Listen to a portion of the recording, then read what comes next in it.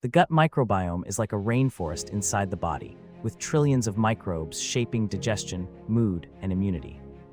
They break down fiber, synthesize vitamins, and train immune cells, while probiotics show how diet can nudge this balance.